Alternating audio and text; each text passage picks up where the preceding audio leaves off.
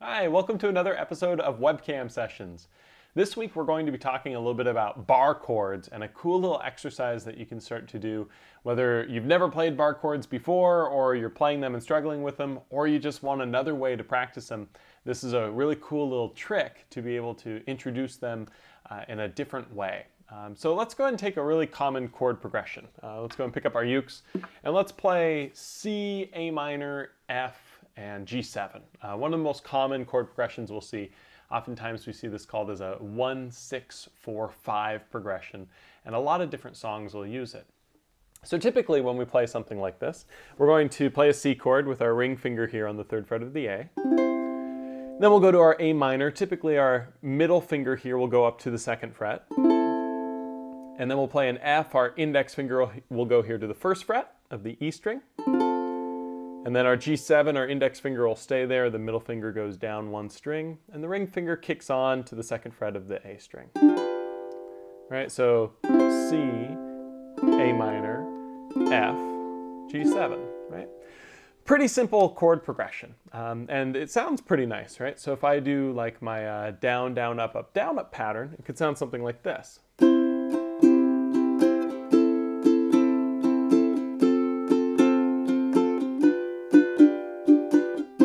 Really basic, right? Really nice though. If you want more work with those patterns, we often call that a calypso pattern. Be sure to check out the ultimate ukulele strumming course I did with Ukulele Underground, where you can learn that and many, many other patterns. But we're not here to talk about that. Let's talk about how we can move this. So let's say that we're playing in the key of C and we're playing these 4 chords. Sounds great, but maybe it's a little bit too low for your voice and you want to sing it just a little higher. Say that goes with a song or whatever else, or you just want to try playing it in a different key.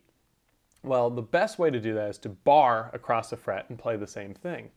But the problem is all of the fingers change when you do this, right? Normally we use our ring finger here on the C chord, then our middle finger here on the A minor, our middle and index here, and then our middle index and ring fingers here.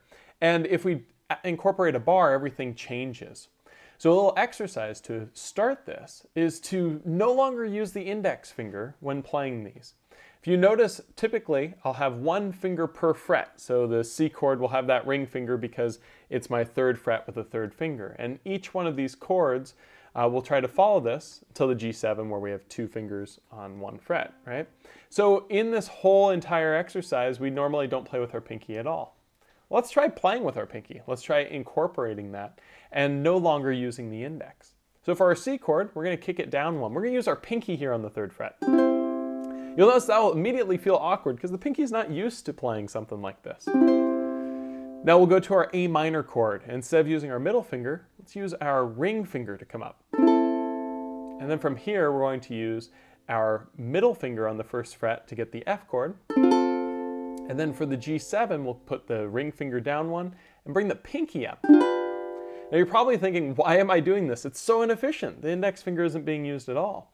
But if I lay my index finger across this part of my ukulele, which is called the nut, if I lay my finger across the nut there, and I slide everything up 1, and I continue applying pressure with the index, but play the chords the exact same way, you'll notice now I'm playing the same chord progression up 1 fret, right? So by practicing it here with these 3 fingers in C, you can get comfortable with the muscle memory that's required for your fingers to be able to switch proficiently. So let's go ahead and try it. Let's go ahead and try doing our down, down, up, or calypso pattern to play through these chords using these 3 fingers instead of these 3. So here we go. Something like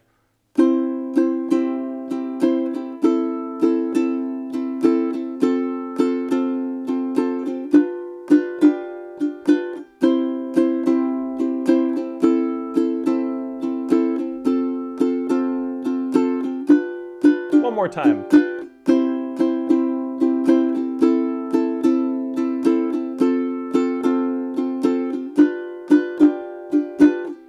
You might notice that's way more difficult than it seems like it should be.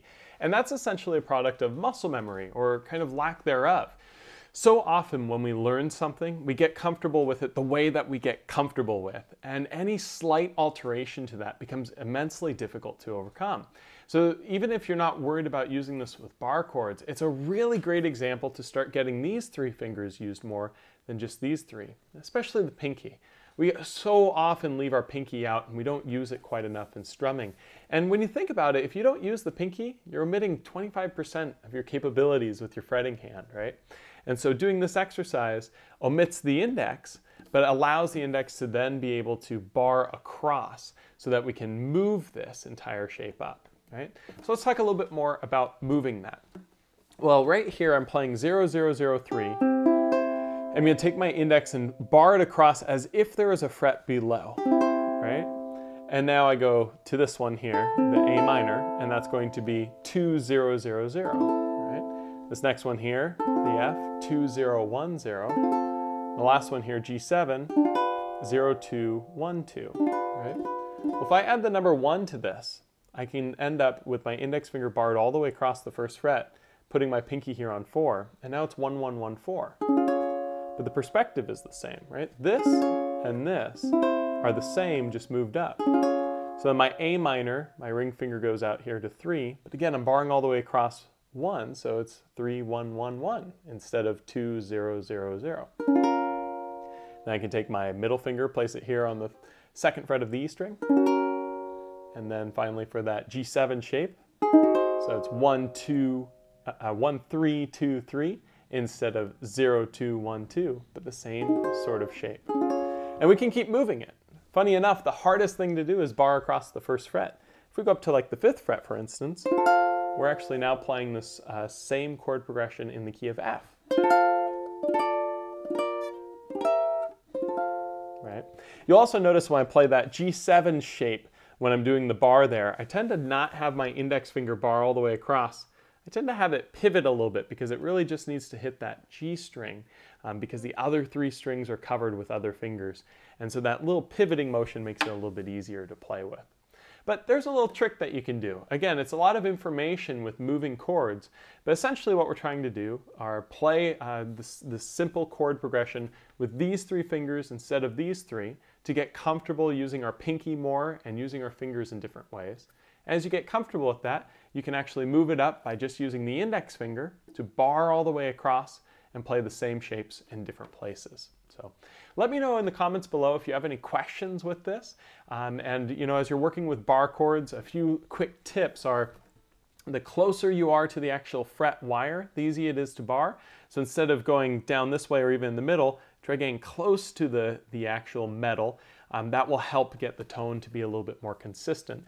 And also make sure that you're pushing smarter, not harder. And all that that means is find the way that your finger is actually going to be able to rest across the strings and press equally across all 4. Sometimes that takes some movement down and up like this to find that perfect spot. And sometimes it also requires a little bit of rolling this way to find that area where you get your clean connection to the strings. So, hope you guys had a good time this week. I'll see you next week for another episode of Webcam Sessions.